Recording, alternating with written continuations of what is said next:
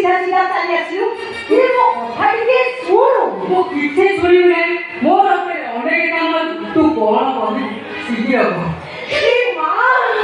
मो देवण पकड़ी चिरचिरी हे जाउची रे बदली भाई ए कथा कोनी रे विधान सभा रे शीतकालीन अधिवेशन चलीची वर्तमान मंत्री सारे पार्लियामेंट भवन को जीवे ए देखिलु केते बड़ा बंगला ये नीलोड़ा चाकरा भारी सुनसान ए एते बड़ घर पारे तमे आउ मु आउ तमे चालू ना तिके पार करे पुरी दे आसीबा बाग ना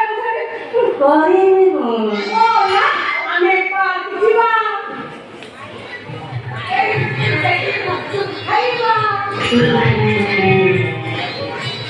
आउ सेठी नारी पड़ो पीवा आउ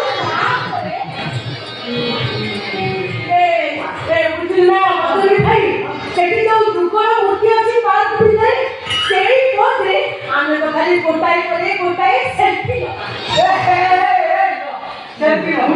सेल्फी ना हां वो छोटी है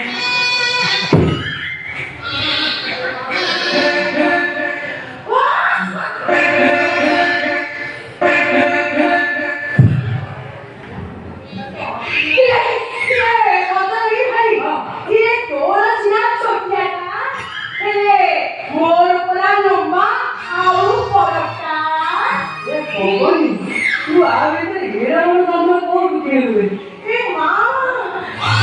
तेरी चिरचिरी हे जाउची इले मु माई को केछि की आओ ना से मोती जो भाषा रे से प्राय कोंडा को पेंडी देइछथि